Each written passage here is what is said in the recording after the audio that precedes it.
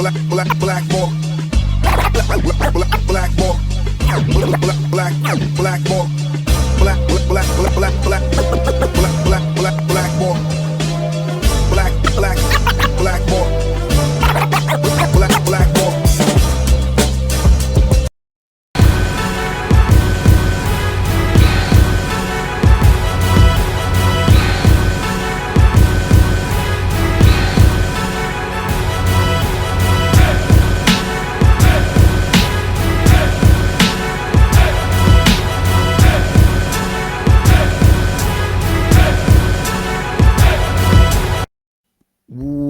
What's up, everybody? My name is James D. Fiore, and this is Blackballed. Touch them all, Joe. Anderson has scored for Canada. There's something about a sports announcer that makes him or her the integral part of the sport that you're watching. During the pandemic, I don't know if you're like me, at the beginning of the pandemic, it wasn't enough to watch sports that were played in an empty arena because you needed the fans.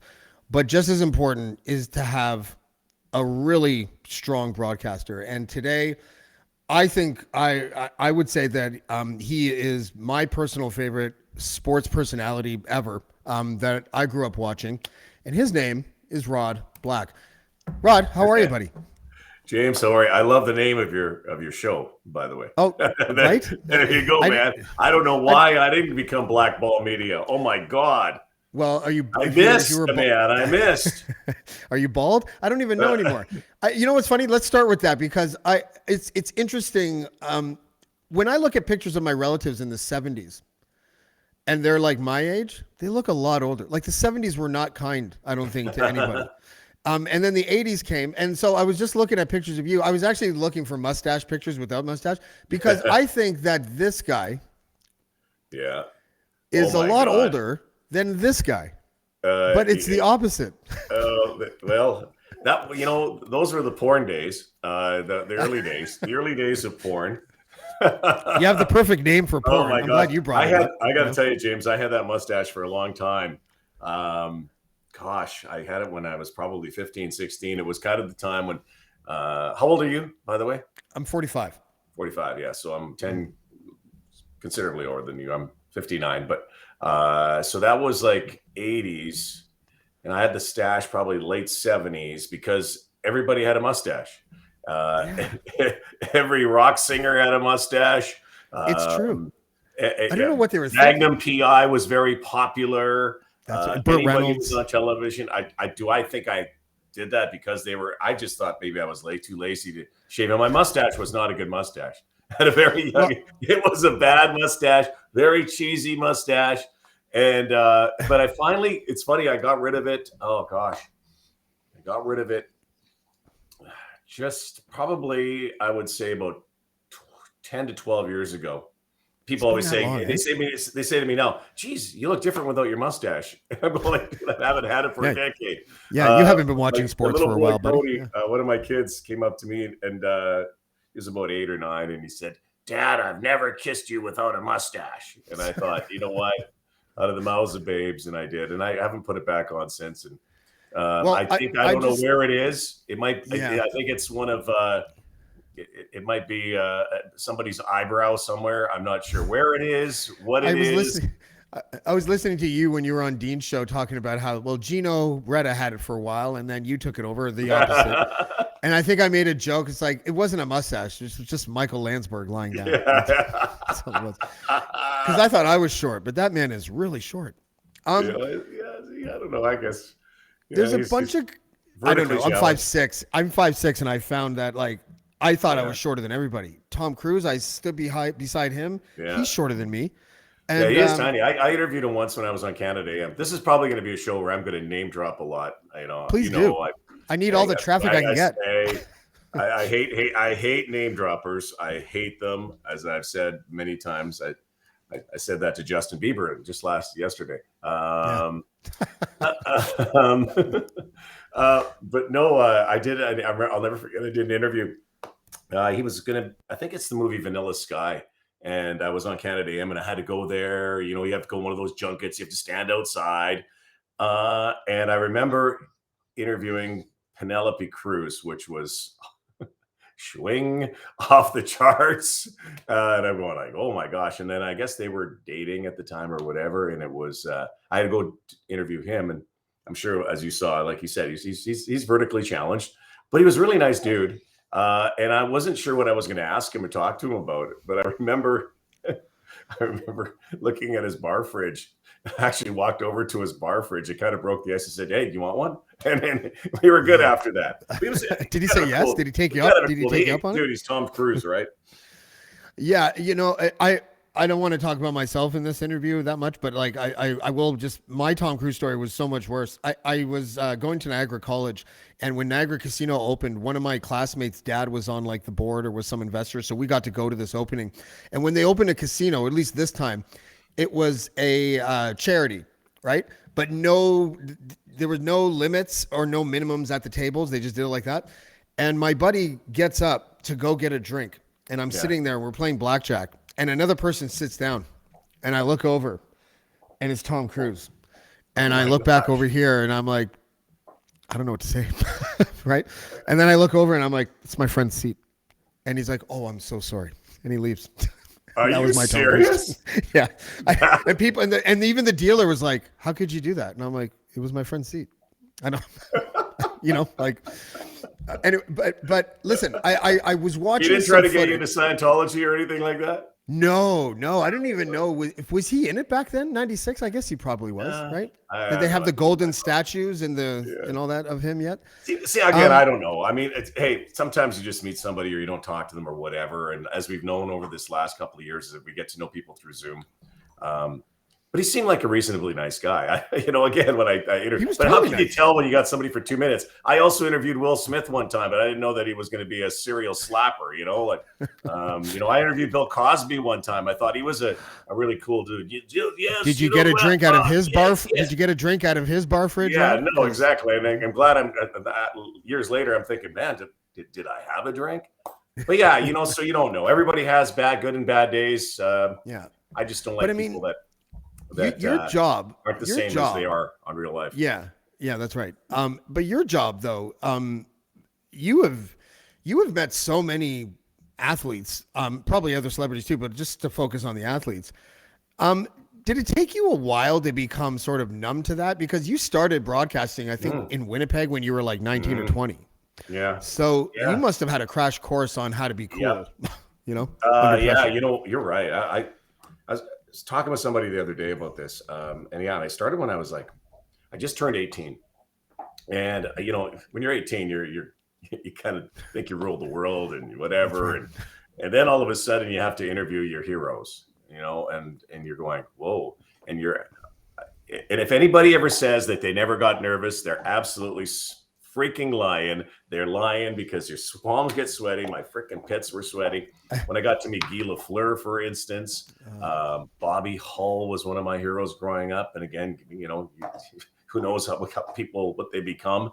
But Jack Nicklaus, was like a god to me. And then same kind of thing. And one of my earliest memories of being kind of in the media, I hadn't started at CKY Winnipeg yet, but I had a chance meeting with Howard Cosell, and I got a chance to interview this legend of broadcasting who was full of bravado and piss and vinegar and a human thesaurus. And I was like, I think I was maybe 16, turning 17. I had a little tape recorder, remember those? And I wasn't sure if it was working, and I had to make sure. And he was actually so kind and so nice to me. And I'm sure you got viewers and listeners who probably go, who the hell's Howard Cosell? Well, Howard Cosell was the standard of, I guess, investigative journalism or on air. And I was like seriously shaking. And he goes, my dear boy, don't you worry about a thing. Don't you worry about a thing. And he gave me some really good, you just be yourself. Be yourself. Right. And he was really nice. Advice. And I will tell you another thing. He was huge. I couldn't believe how big he was, because you don't sense that. Yeah, he was a big dude, and you don't get a sense of that. And I thought he was tiny. I always thought he was tiny for some reason. No, like maybe it's because he was always standing beside Muhammad Ali. Well, it's like a lot of people say to me, and I'm not tall, but I'm 6'2", but a lot of people, God, I didn't know how tall you were because they see me sitting there, or here's the other one, interviewing NBA basketball players, and you're talking to them like this. And so what did you, and you're always, or I'm with my, my pal Leo Routens, or I'm with Sam Mitchell at the time. So you're always around it. Or you're sitting down and go, geez, I didn't know you were so tall. Oh, by the way, where's your mustache? Yeah, that's funny because I used to live on in Whitby where I grew up, and Leo Routen's parents lived like 4 houses away. So I used to see this dude all the time. It's like, who the hell is that guy? He's like 8 feet tall. I had no idea who he was. 8 feet tall, and he looks like George Hamilton, dude. Dude, it's February. Come on, man. Yeah, that's where'd right. you get the tan from? That's exactly right. And you guys, so that's a good pivot actually, because I'm a diehard Raptors fan. I watched a clip of you to prepare for this. I think it was yesterday night. I'm going to play it actually because I watched something where you were being asked what your favorite Canadian sports moment was. And you did at first you were doing the politically correct thing where you're like listing all these great things, and it was great. But then you said, sorry, this is from memory, that your favorite memory was the 2019 Raptors championship. But what you pointed out that I thought was so poignant, and it reminded me of when the Raps lost to, I think it was the Heat, and LeBron James was like, "Can you hear this?" Like because they were eliminated, and the Raptors fans were still there going, "Let's go Raptors," and he was like, "I've never seen anything like this." Yeah. That actually made me feel that he was going to become a Raptor. I was like such an idiot, but I was like, "Well, wait, Trump's in office. He likes our fans. Maybe he'll come to Toronto," but that never worked out. But you said that it almost brought a tear to your eye when you were walking out of, was it the Staples Center? Oracle Arena. Oracle Arena, and you said there was like 400 fans that remained there, and they started singing "O Canada" like an hour after the game or something. They were singing it like with 2 minutes to go. They were singing it with, because they kind of had an inkling this was going to happen, and they kept singing it. It probably was more. I think it started as 4,000, but 400 stayed, and we get to become broadcasters.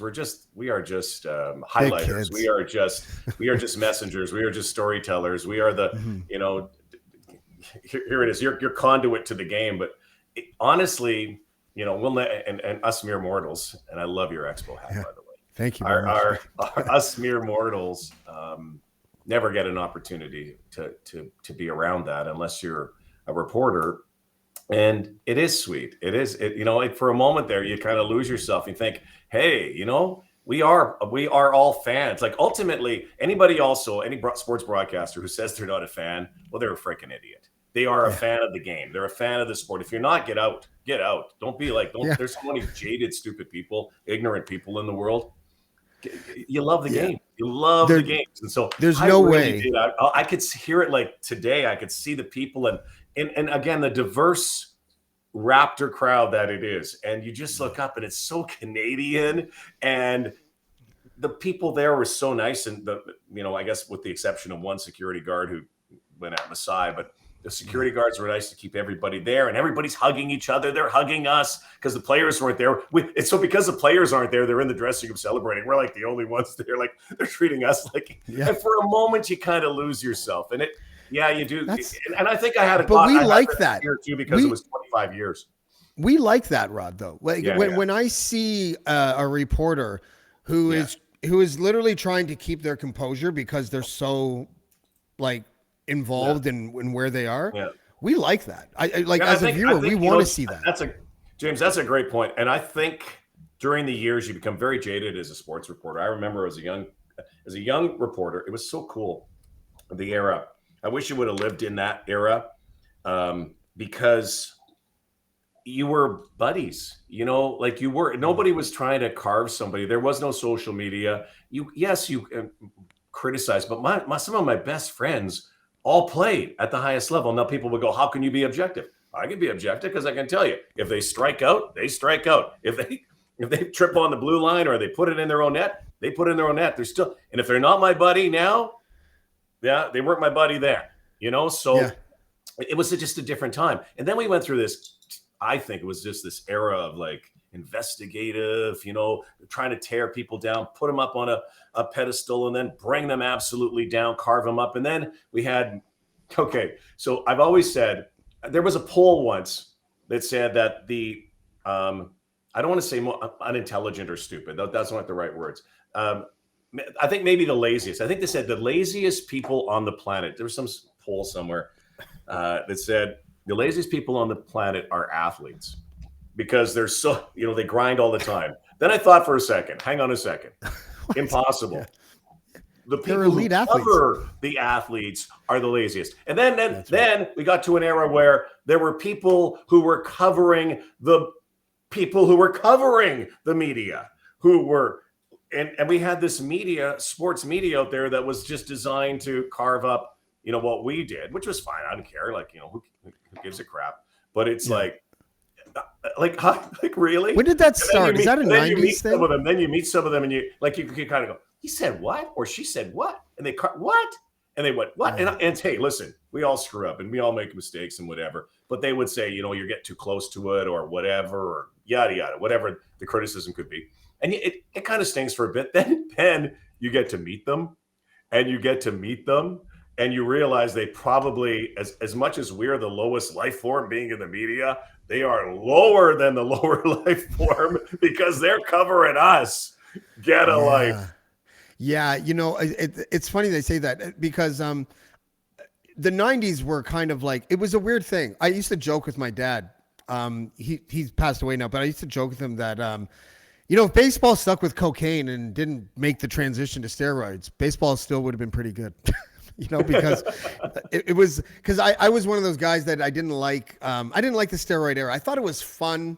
It was exciting, but there was always this nagging thing. It's like, it's not real. There's something going on there. It isn't. And I'm a real throwback too. I don't know if I've ever told anybody. Maybe not on a stream. So here you go. I have one of members of my family, my brother, who was at the time was an unbelievable table tennis player in Canada. Unbelievable. He was a Canadian champion. I think he won a medal at the Pan American Games. He dallied after a while. You wouldn't think a table tennis player would dallied in performance enhancing substances back in the 80s. And there were a lot of people at the time. And I was a young reporter at the time.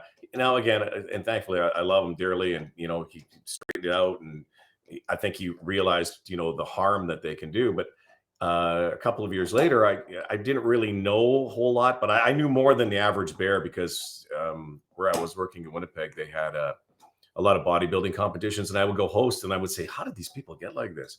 And it's kind of really started from that bodybuilding and strength training area. And then I did a piece in Manitoba about 6 months before Ben Johnson got nailed about steroids. And nobody knew about him. It was still kind of this dark secret. But I had a football player, a CFL player, a couple CFL players who had to be masked, and their voices were ghosted. And it was a breaking story. This was to me, it was kind of one of the first stories I've ever did that. It wasn't like a fun story, but it was a serious story and then it was kind of a precursor.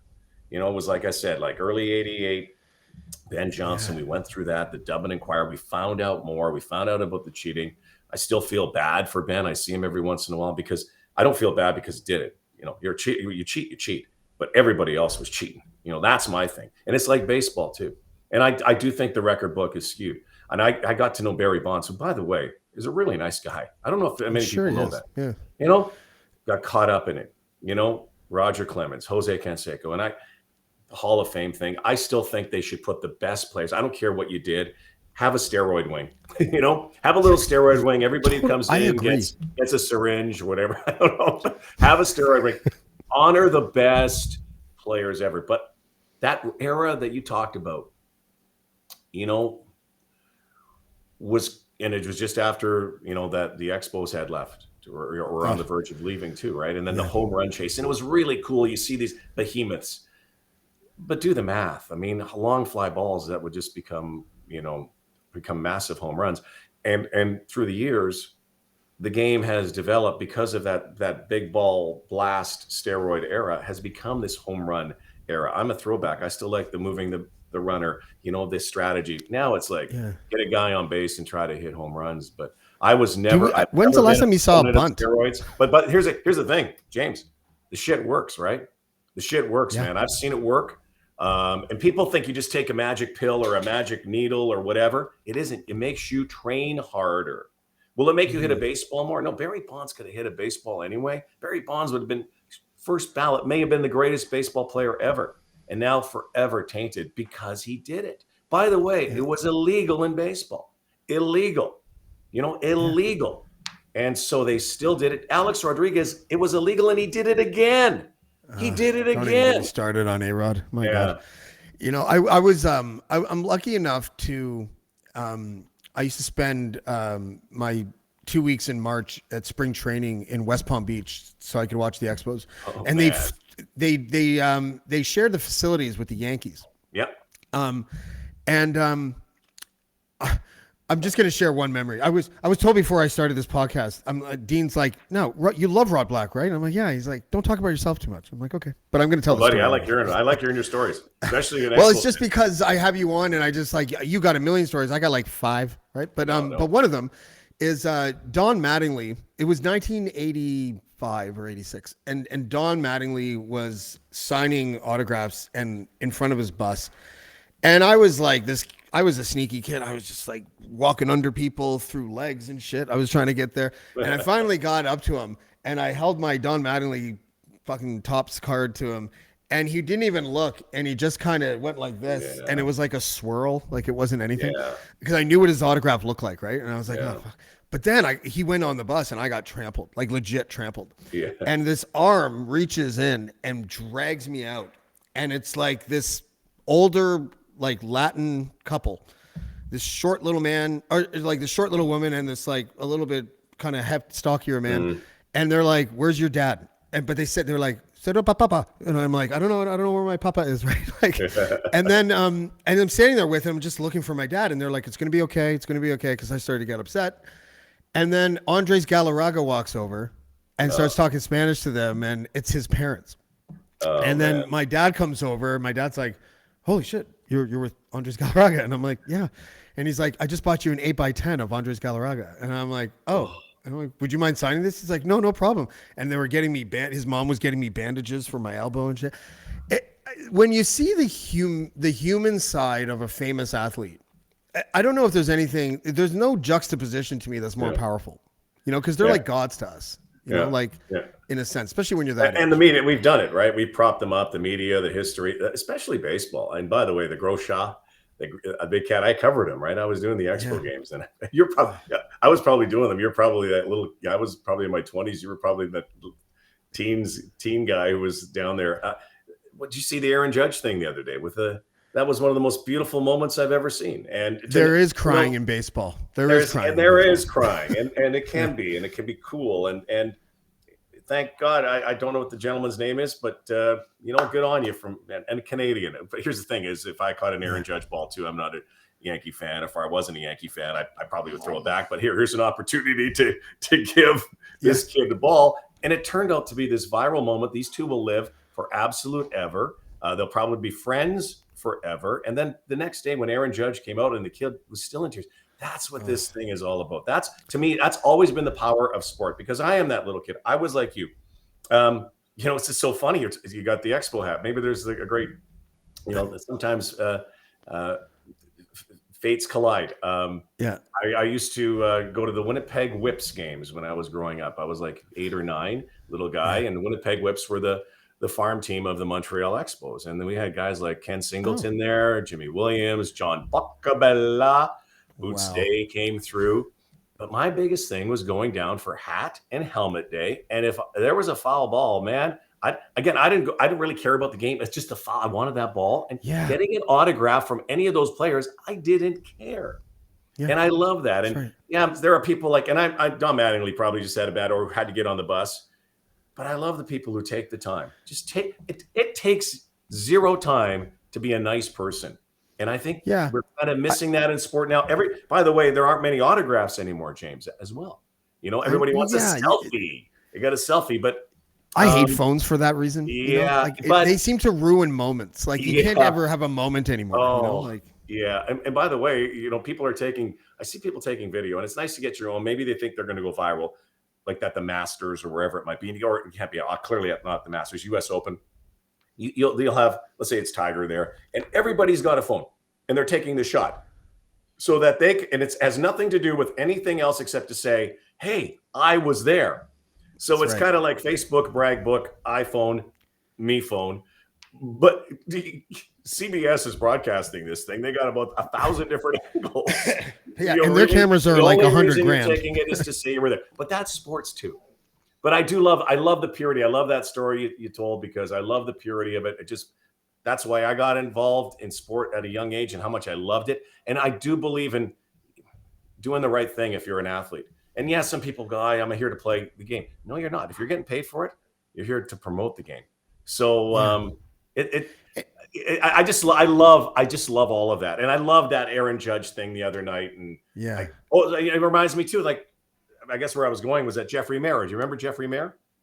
The kid who reached over the Yes. How old is that kid now? People know. So Jeffrey Mayer, remember he took the home run away or whatever. Yeah. Was it a Derek Jeter shot? I don't remember who. Yeah, it was.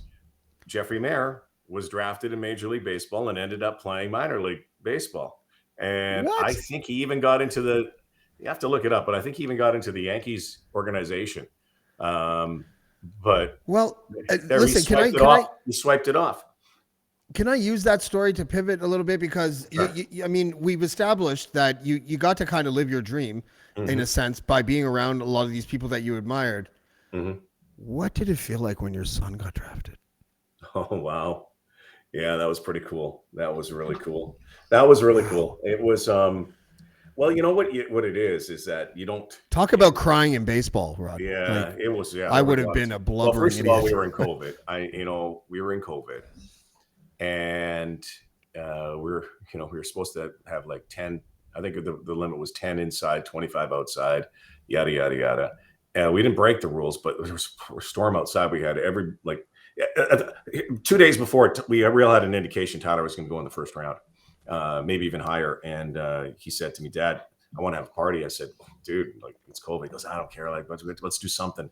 I think I'm going to go." And so, the lead up to it was crazy. And as much as I know about sports and drafting and have been around it, I mean, that day was like a scene. The 24 hours before, and actually the 48 hours, because we were in Tampa Bay. He had a workout with the Rays. And then we went to the Stanley Cup final. I got tickets tonight. What a dream day for this kid. You're working out with the Rays, Kevin Cash. Go to the Stanley Cup final, come home, draft day Saturday. Tampa couldn't get to him. Milwaukee did. I'm so grateful. They're a great organization. But it was like being in a scene from Moneyball, the 2 days. And I've really let my kids do their own thing. And I'll give them advice. I'll push them. If they want to quit, you can quit, but pick something else up. But Ty's always been involved heavily. I had a feeling at a very young age he was going to be a terrific ball player. And, as he became a teenager, there was clear evidence he was going to take it to a higher level. But the night itself was absolute magic. And he's got all his buddies there. He's got the most important people, his coaches, Joe Bowen, the voice of the Leafs. Holy Mackinac. Joe and I started coaching together, and I couldn't coach anymore. Joe took over the Markham Mariners, where Jordan Romano comes from.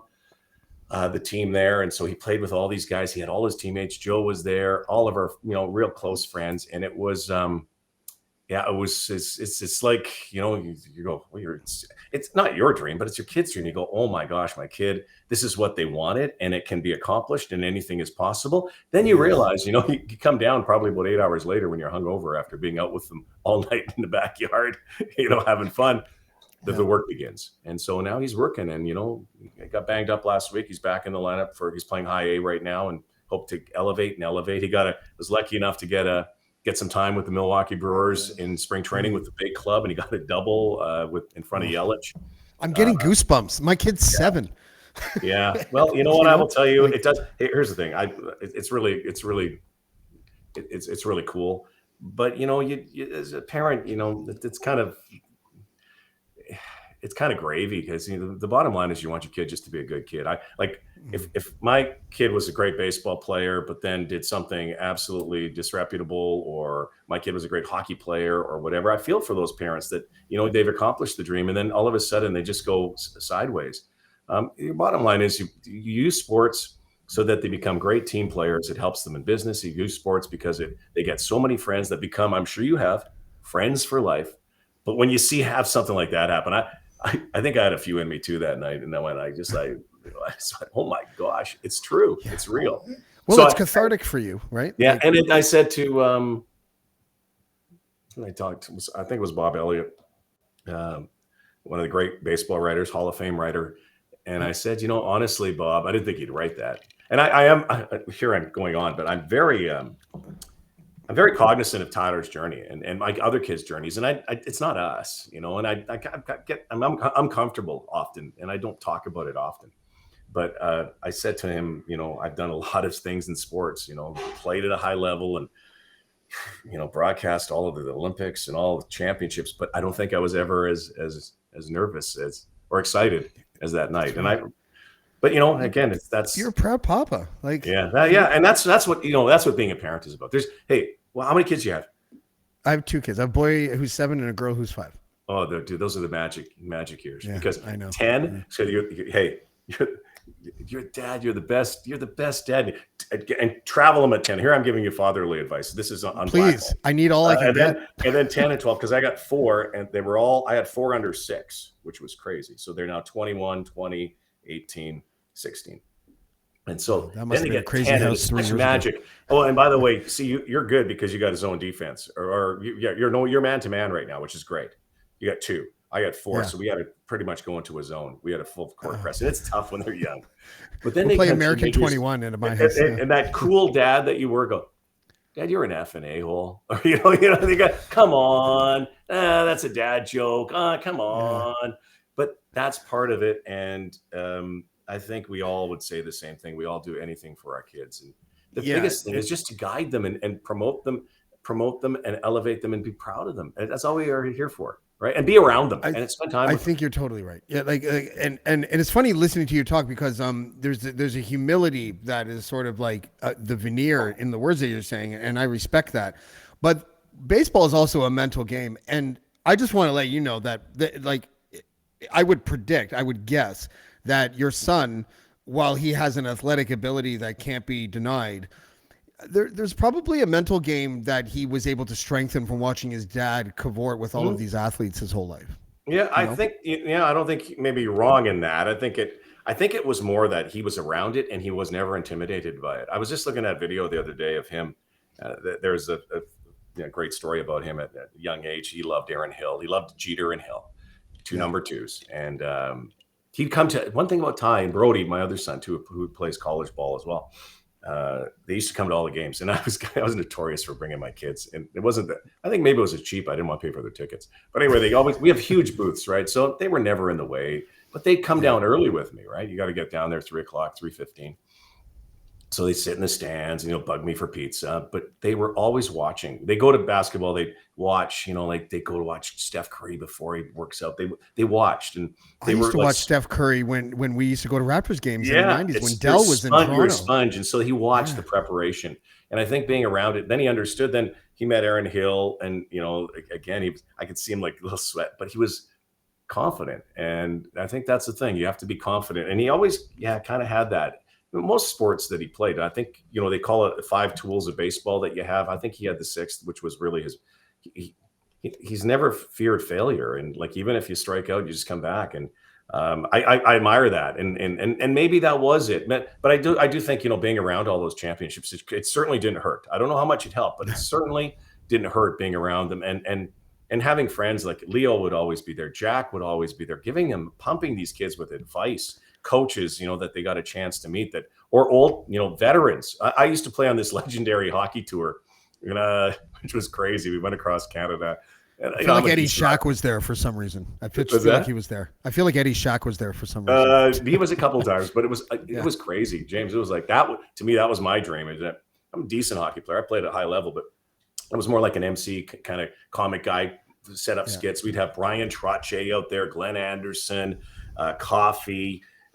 You go through the list. Dale Howard, Chuck, rest his soul, loved him so dearly. We went across Canada and we played against police officers for Special Olympics, and the show was amazing. Kathy Spruill put this on, and she was an amazing director, and it was like the Harlem Globetrotters. It really, truly was. And we tried. So I was a centerman between, no kidding, Chris Nyland and Bob Probert, and rest his soul too. Chris Nyland's got a great podcast too, by the way. Yeah. So my kids, and we do it again, and we'd have a great time. I love those guys. But my story is that we kind of had a rule that if you brought your kids, they could come and skate in the warm up. And my kids would always come just before the game, and they skate. And Billy Smith's the goalie, and he'd tussle again. But my kids were around, and I think being around that too, they hardly knew who these guys were. But thank God for the YouTube. But man, they weren't intimidated. Here they were, these little guys. They got their uniforms on, shooting in the crowd. There's like 15,000 people at some of these games, and here they are taking shots with Ron Duguay and Glenn Anderson and Mark Messier, and it really. But they're playing it cool, though, right? Yeah, playing cool. And I do think stuff like that for your kids, getting your kids. It's probably uncomfortable, but getting them to be comfortable in an uncomfortable environment, I think, is a huge thing. And regardless of what they, again, I'd be proud of my kids, whatever they did, as long as they just, treated people with the decency and respect that they need to be treated with.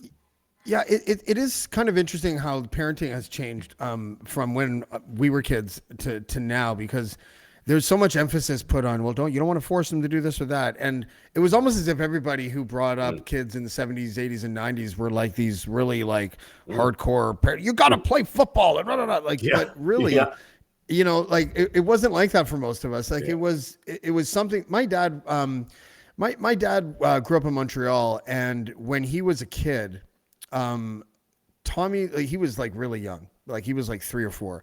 But anyways, a young baseball player came to Montreal and needed a billet, and he goes, "I just want to stay." And he made a special request to stay with a family that made good Italian food. And I can't hear you anymore. I don't know if you're muting for someone else. Oh, okay. It's okay. I'm trying to get my. Here's a funny thing. I'm trying to get my dog, who's panting, to get him, my boy, to get him. Take him outside. Next time, just shout before he craps. Has a dog ever crapped on your show on somebody's rug? Because that could happen any moment. Only metaphorically. It might go viral. It's kind of like Leo Routen's in the studio. Is your dog's name Amber Heard? Just my dog's. Yes. Good reference. Yes, I'm Johnny Depp. This is it's Bo. I don't know if you can see him. I'll throw him down there. There's Bo. There's Bo. Oh, there you are, Bo. He's a big dog. And he has big turds, so I got to be careful. Yeah, no, I get it. But yeah, so anyways, this young Montreal Royals player needed a billet, and he made a special request for Italian food. And so when my dad was 3, he used to go over to his aunt's house, and there was Tommy Lasorda sitting at the kitchen table eating my aunt's pasta because he needed the Italian food. And the idea, I love stories like that, because before people become famous, they're these personable, accessible people reaching for a dream, probably like your son was a few years ago, and your son that's in college probably is like that now. And it's important that they don't lose that, I think. That grounding force. Oh, that's huge. I never forget where you came from. Never ever forget where you came from. If you do that, when you do, that's when you really then you're searching for changes in your life. And I know I'm a Winnipegger, and I don't get to see all my friends that I used to hang out with all the time, and I never get back nearly as much as I used to. But Winnipeggers are loyal. You guys are really loyal to your yeah, and because it's just it's like a big, huge commune. It's a big pierogi festival. Everybody comes. Everybody says, "Hey, how you doing? You want to fight?" "No, sorry, I don't want to fight today." "Oh, you fight? I'll fight you." No. Nobody ever. There's no road rage. Well, there probably is, but it's just it's. But they're walking with their beer. Yeah, it's midway. Yeah, there's no road. If there's road, nobody gets out of the car because it's too cold. You can never have road rage. But there's a humility to it. But I just think it doesn't matter where you come from. Just you can't forget. And I think those stars that you talked about, the Tommy Lasordas, they all understand, how hard it was. And that's the thing. The whole thing is hard. the whole journey is hard. Whatever you do, the journey is hard. So I don't think if you start forgetting that, that's when I think people run into trouble. That's when they go sideways. That's when they get derailed. They get off the tracks, whatever it might be, whether perhaps they have some mental health issues as well. But when you kind of lose sight of where you came from, I don't think you can come home again. I don't think you can come home again. It's just it's that hard. It's funny that you say that because I went to Henry Street High School where the Oshawa Generals all went. And I was in high school when Eric Lindros said no to Quebec.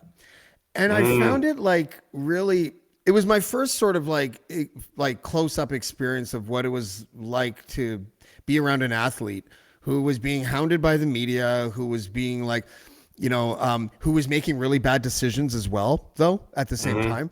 And it was just really interesting. I was playing for the high school team, and him and I were playing catch, and a car pulls up at Iroquois Park in Whitby, and this guy comes out. He looks like a fucking accountant, and he runs up and he's like, "Get your ass off the field!" It was a Quebec Nordique executive telling him that if he gets injured, then it's going to cost the organization like millions of dollars. So he wasn't allowed to play baseball. He had to get rid of his sports car. He had to do all this stuff. And I just found it really neat because I was like 15 watching all this happen. And I was just like, it's really interesting. And we watched this guy, this classmate of ours, and this high school colleague, whatever you want to call him, make one bad decision after another. I'm not talking about the business. I'm talking about going out and just making. Yeah. And when you start a career like that, when your first domino is like that, he got injured a lot. He could have been one of the greatest of all time, and he kind of still is, but he could have been a lot more consistent. And I'm just wondering, maybe I'll ask you that question. It's a total philosophical question, but do you think that if you start a career like that, being a little bit entitled and making bad decisions, that it could impact your career later on?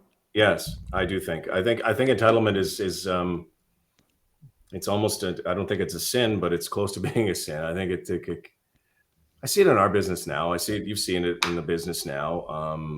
And I think there are a lot of, and it's not just, it's in sport, in every business. You come in and it's nice to have bravado. It's nice to have confidence, but you have to have quiet confidence. And I don't think anybody who is a superior or anybody who is in the work environment or a team environment and sees that, hey, I'm me.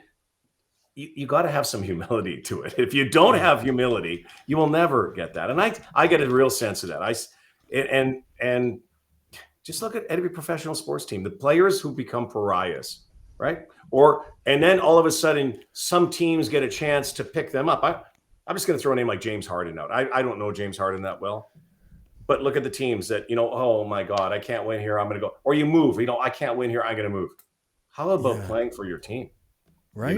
I would arguably say now Kawhi's situation in San Antonio was much different, but that's how teams can get really valued franchise players or generational players, because these players become either entitled or disenchanted, or there's some rift that exists between ownership and player or manager and player.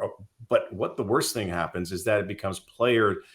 I don't care what anybody says. If there's a rift between ownership and management, they go, oh no, they'll figure it out. It affects the rest of your team. I know it sounds cliche, but anytime you take out a rung of a ladder, it's not the same ladder. It's just not the same ladder. The only time I've ever seen a situation like that work was probably the Chicago Bulls in like 96, 97, with Dennis Rodman. One of my favorite players. I like the Shit Disturbers. I do. I had Sean Avery on the show a couple months ago, and I love it. I was one of those guys where if I grew up 30 years before I grew up, I'd be all over Ty Cobb. You know what I mean? You'd be James the Rat. That's right. I think so, because it still pisses me off when people quote Allen Iverson about fucking talking about practice.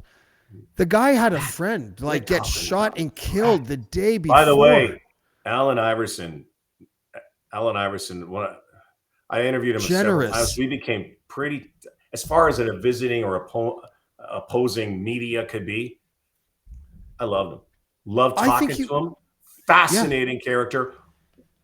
At that era you're talking about, there were only two guys that and I'm cheap, I would have paid to watch to play. One was MJ, The other was Iverson. He was that good. And I'm going to tell you, he had this chip on his shoulder, and I think it struck people the wrong way. And it's probably one of the reasons Iverson never won a championship, because it dissects the team.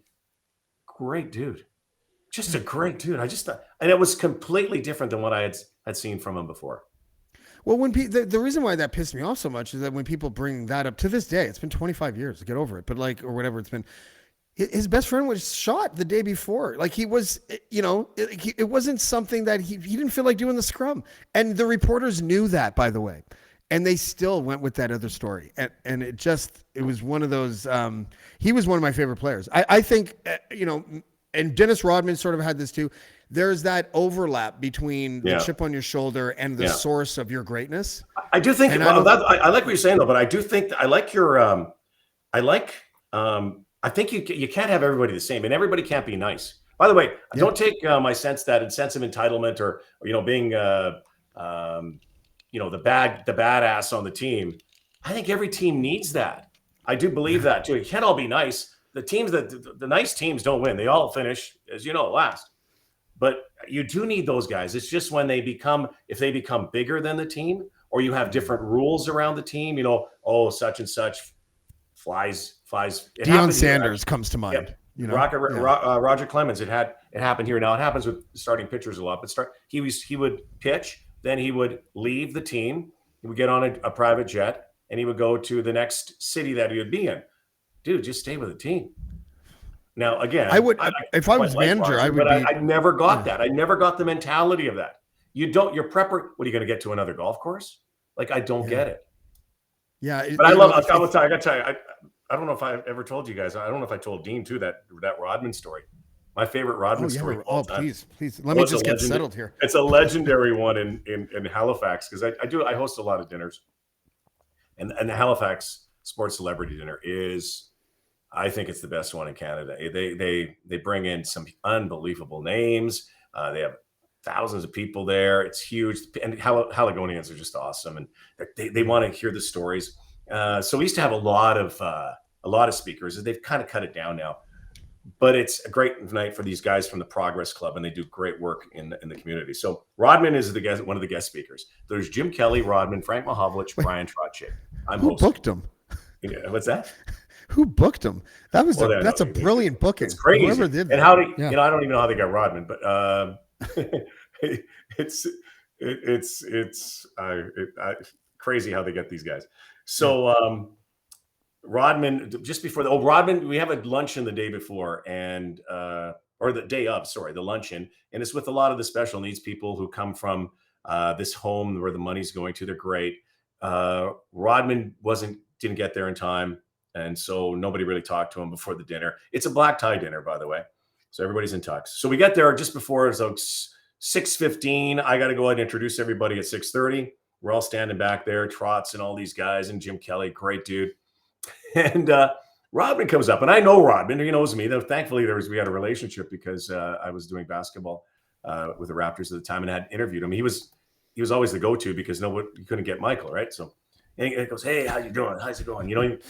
And he's looking over these glasses, and he's got like black jeans on. Everything's rhinestone, black. He's actually dressed to the nines, but it's clearly not black tie. Who cares? He goes, "Listen, I'm not going to speak." I said, "What?" He goes, "Just ask me questions. Just ask me questions. Just ask me questions. Will you just ask me? I'll answer." I said, "Really?" Was he drunk? No. But I will tell you, I don't think he had ever spoken before at an event like this. I'm almost positive. Anyway, we do the thing. Night goes. There's auctions. Yada yada yada. Frank Mahovlich speaks. Brian Trottier speaks. And during the whole dinner, I did notice there's wine on the table, and I'm just a person that I believe if I'm speaking at an event, I never have anything. I don't touch alcohol. I drink crazily after, but I don't touch alcohol. I just know it. It's not a good tonic, especially if you're hosting. But I'm watching. We had a comedian at the other end of the table, and I'm watching him and Rodman drink wine, and I'm watching Rodman do shots. Whoa, whatever. So I bring Dennis Rodman up on stage, and I don't know what the hell happened, but it was like he walks up. And so we're walking in the front. There's again a couple thousand people, and I said, "So what's it like to be Dennis Rodman?" And he goes, It's great. I love it. I love it. Last night I'm in New Jersey. I'm watching the game. I'm watching the game in the final, the NBA game, and this lady and her husband walk up to me, and she says, "Dennis Rodman, I want to you." And so now the crowd, think about it now, Halifax, pretty conservative. Crowd is like kind of giggling. No, I'm going like, whoa, F-bomb, all right out of the bat. Okay. So I was like, okay, hey, let's bring it down to a PG level. What's the craziest thing you ever did on a basketball court? And he goes, Carmen Electra. Oh my God. So now it's getting better. Now the crowd, this is like, it's true story. So now the crowd is going crazy, right?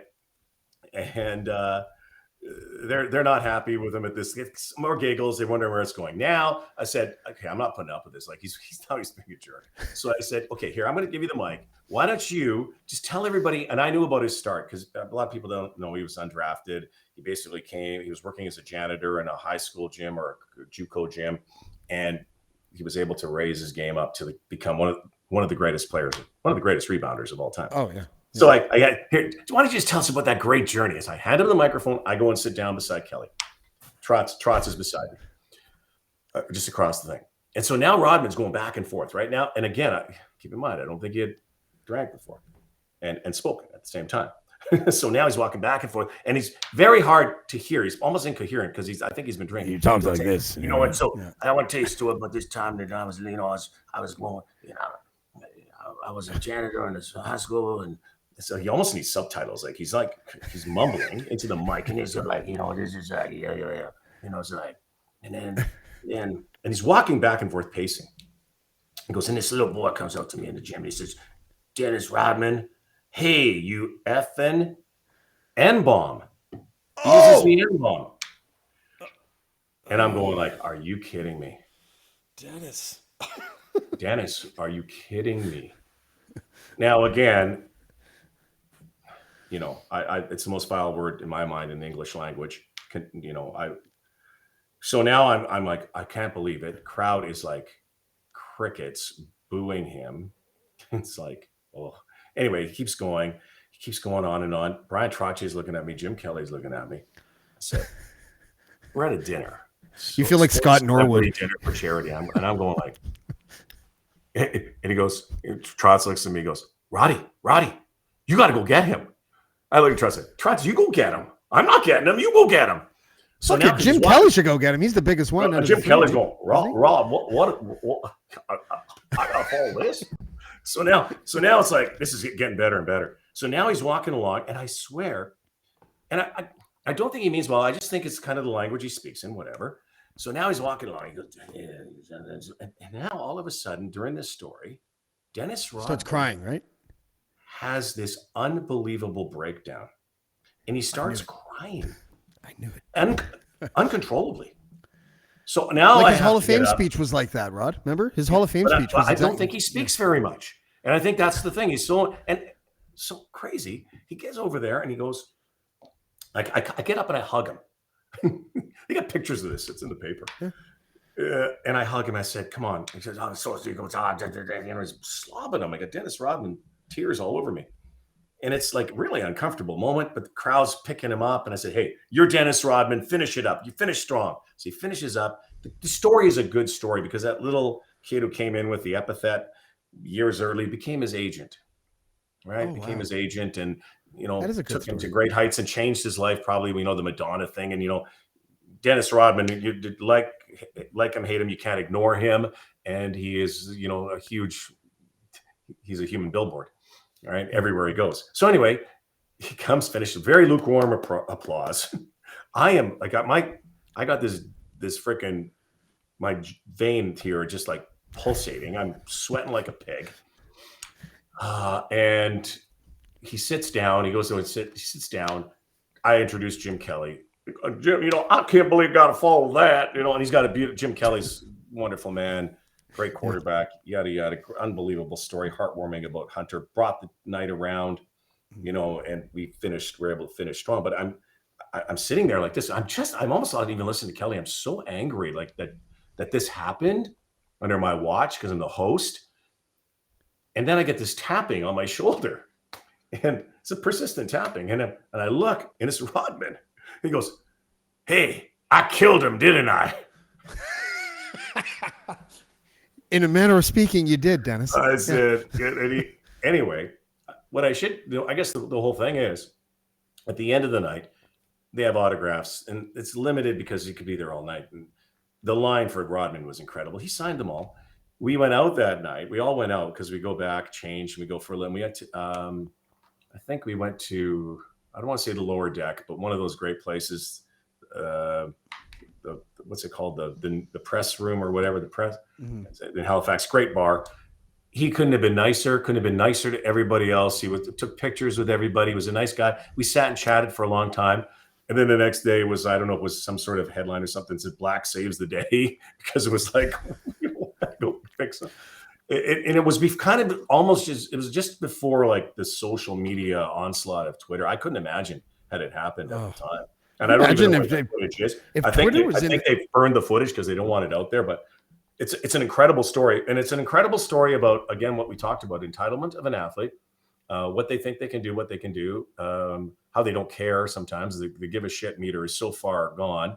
But also, again, where they've come from and their story and how the emotion of an athlete. And also that there is another side. Mike Tyson was like that, is like that. You know, he's not the monster that you perceive, but he's got another side. You just got to tame the beast, right? It's not everybody's the same. Not everybody can be, we all have bad days. But that night was like, honestly, one of the most unforgettable nights. I go back and host that almost every year, and I love it. And I love the people in Halifax, and all I have to do is just say 2 words: Dennis Rodman, and everybody laughs. It's like, okay. Well, that's the thing, though, like because when you're talking about it, I can easily picture it. And I thought of the Hall of Fame speech where he was just waterworks the whole time. Yeah. When you're a celebrity and you're putting yourself out there and you're in wedding dresses in Times Square and you're coloring your hair and you want the attention, a lot of times those guys are not strong public speakers. Like they become children almost when they're on stage. Yeah. But and the starting point that Dennis Rodman had is such an amazing story. Like he credits Chuck Daly for literally saving his life, you know, and that family that he stayed with, like he lived with like a white family or whatever that was like basically adopted him for a few years and stuff. And like, he's a complicated guy. Hey, that's the thing. We're not all the same old, and we never should be. And I'll tell you, our lives would be so much more boring if they were. And thank God for characters like that, just as long as they don't harm others and don't harm themselves. And I sound like a little bit of a preacher, but it's the same thing. It goes back to what we talked about with the kids. One thing about Rodman is, a kid came up to him and he took a picture and tussled his head and still understands the power of being a icon or idol or hero. But yeah, it's how many hats you have to Dr. wear. Dr. Phil would have a heyday with Dennis Rodman. I hope and I pray for him, just because I just want to make sure that he's always okay. And I do think he fights some demons and some of the people that we know in our world. And unfortunately, with this out here, it's out there for everybody to see. We'll wrap it up in the next couple minutes. I just thought of this now, and I just want to sort of ask you about this, but because the emotional part of sport is so integral to it a lot of times. And I'm wondering, I have this theory about PK Subban. One of my favorite players. I feel like he thought he was so dejected when Montreal traded him because he gave his millions and his personality and his life to that franchise. And that is why his numbers have sort of been down since he left Montreal. And I know that almost seems like an excuse, but I feel like if he stayed there and they validated his love for that city and franchise, that he would still be a top defenseman in the league. Am I completely insane for thinking that? I don't know. You may not be wrong. PK Subban is, first of all, I love the guy. And he's like a big kid, and his brothers and his sisters who have casually got to know him through the years. Maybe Will Smith to play his dad in the hearts. movie. Oh, his dad, Carl, is an incredible person. The whole story of them, Carl late at night, taking them to Nathan Phillips Square because he was working in the day. He gave them a great sense of discipline. For PK, I think too. I just think also Father Time is undefeated, and you know, your numbers are going to diminish as you get older. I don't think they put him in. He's also got a guy who likes to do a lot of stuff, and I'm not sure if that is a reason. He's 24/7. He wants to do stuff all the time. I know he will be in our business for sure. Yeah. There's no doubt. He's got the gift. It's coming for you, Kelly. Yeah, good little. And you know, I think there are a lot of reasons that stuff happens, but I do think had he stayed in Montreal, he would have been a god there. But now, having said that deal, I would make that deal again. You think about that run the Habs had last year. They don't make that run, I don't think, without Shea Weber. So, but this is a good one. I talked about my boy Brody earlier. I said I don't like to talk about my kids, but this is not even about him. So he was playing for a team, Richmond Hill Coyotes, a few years ago, and they have a coach. His name's Chico. I think he looked like Chico in The Man years ago. Chico's a good guy. He's an unconventional coach. Everybody knows Chico. So great coach name. Jesus. First name is Martin, but he's a coach, very unconventional. Anyway, good skating instructor guy who's helped I think Alex Tanev worked with others in the past. Anyway, he said before the practice, he said tonight, it's texted out, folks, parents be there. It's like November, right? Parents be there tonight. Urgent meeting. Every parent must show every kid. Kids must be dressed. Parents must be in the room, and everybody's freaking out, right? So, whoa, it's crazy. What's going on here? So we get in the room, and I also know like Chico was facing a little heat. Their team wasn't doing that well, and I'm thinking, maybe he's going to quit or give the reins to somebody else, or maybe something happened on the team, whatever. They were young. These kids were like 11, 12. So Chico gets up. When the ties were still clip ties? Is that when it was? Yeah. What's that? Yeah. When the ties were still clip-on ties? Yes. Yeah. You're absolutely right. They had to wear ties. They had clip-ons. They had these little clip-ons. Right. Oh, it's funny. Miss those days. Man, I miss those. You're going to have fun in that era and with your kids. And so Chico gets up and he goes, folks, and he's walking around the room. I just want to let you know that they were in the OMHA at the time, or the OAP, said, we just understood that a very gifted player has left the GTHL, and he is asked to come on our team. We are going to import him, and we are unfortunately going to have to do that tonight. I wanted to let all the parents know, and I'm watching the parents' faces. I'm going like, whoa, what's going on here? The kids, like in their little bird cages, I'm like, whoa, what's going on here? And he goes, and he's going to have to tonight, and we're going to have to cut one player tonight as well. So this is probably the most important practice that you'll ever have. And I just want to introduce you to the player. And he opened the door, and PK Subban came in full equipment. Yeah. See? And PK Subban came in and went practice. And then next year, the same thing with Malcolm Subban came in, and he was a goalie. And there was something extraordinarily special about the Subbans and it comes from great parenting, extraordinarily special from PK.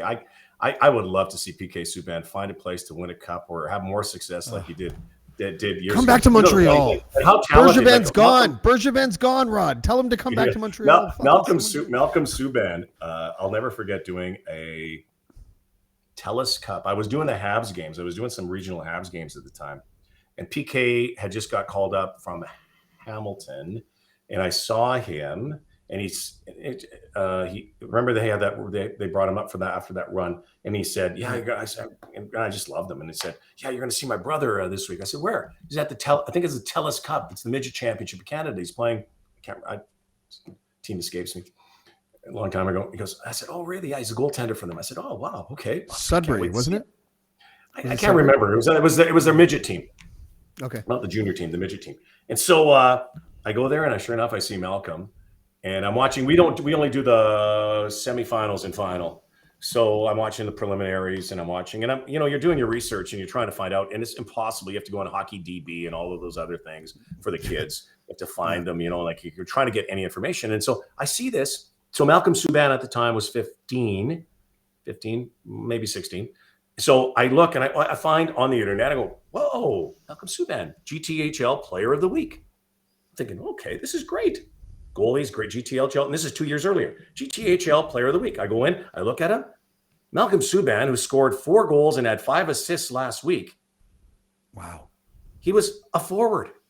He was a forward, and in I think a transition of 2 years, he's playing for the National Midget Hockey Championship of Canada as a goaltender.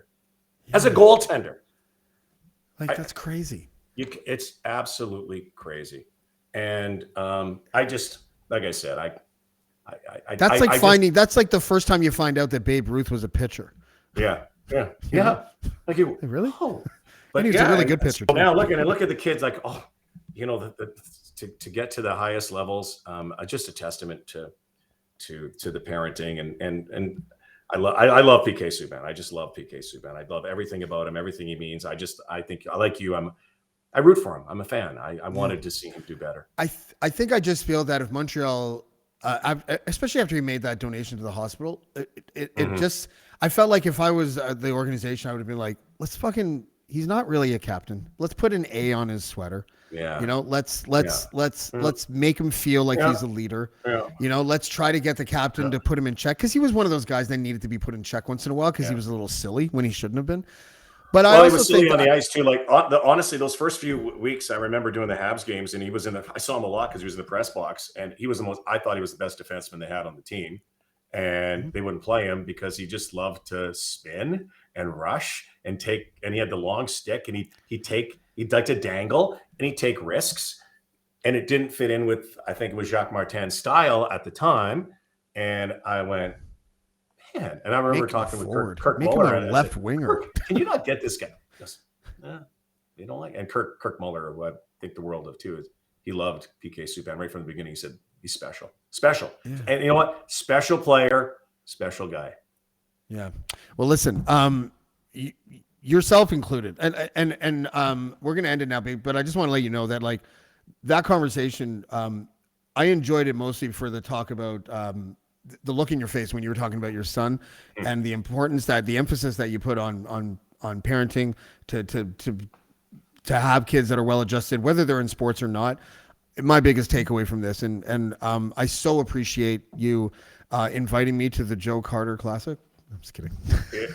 I was watching that show with Dean, and I'm like, how do we get in on this shit? I got to call Dean on that one. That's coming up. So it's okay. It's all good. Yeah, you guys, and it's that's what life is about, connecting people. And sometimes you don't get a chance to meet them. You meet them later in life or whatever.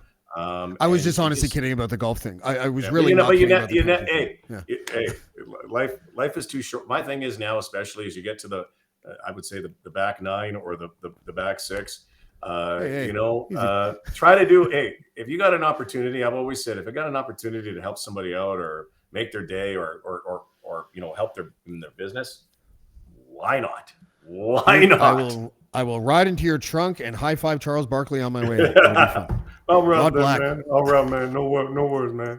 I'll do that, man. Dude, are you the man of 1,000 voices? You did a good Johnny Depp for a moment there too. It was good. It was decent. I loved it. Rob Black. I honestly thought if Charles was doing the hockey right now, if somebody said to Charles, what do you think of the Toronto series? Man, I love the Tampa Bay Lightnings, man. How come they call them the Lightning, man? It's the Lightnings. They're not grammatically terrible, man. Come on, man. And what about Shaq? What about the Toronto Maple Leafs? They're not the leaves, they're the leaves. Any English teacher out there? It's the grammatically incorrect series, man. It's the greatest. If you could do a good Shaq, I'm gonna die. Yeah. Okay, man. Rob Black, thank you so much for joining us. Hey, I would love to have pleasure. you back. Anytime. Love you guys. All right. Thanks, brother. Okay, take care. Dude, that was so much fun. What a great guy. I really, that was one of the greatest conversations I've had on this podcast. He's down to earth. He's got stories for days, and we really appreciate him. Thanks to Dean for having him on his show and even giving me the idea to put him on mine. It was great. I don't really have much else to say about that because, it's fucking Rod Black. Everyone loves Rod Black. A couple things on Monday. Nadja Caliber is going to be on the show. Nadja is a friend of mine for about a decade. He's a dope hip hop / R&B artist. And he's also found a niche, and he's doing World Cup soccer emceeing events. It's crazy. I've seen this guy in stadiums with 100,000 people in like Qatar and shit. So he's going to be on the show on Monday. And then I'm also really excited because Tuesday, I don't like genderizing this, so I'm not going to. But her motto is your favorite MC or your favorite rapper wears a skirt. And her name is Eternia. And she'll be on the show on Tuesday. And just wanted to make another announcement. One of the biggest writers in this country, and right now, actually kind of the world, he sold like 6 million copies of his books over the last, I think, 4 or 5 years. Linwood Barkley, the mystery writer, is going to be on the 24th of May. So that was Blackballed. Thank you very much, everybody. And yeah, I'll see you on Monday. Cheers. Blackballed. Blackballed. Blackballed. Blackballed.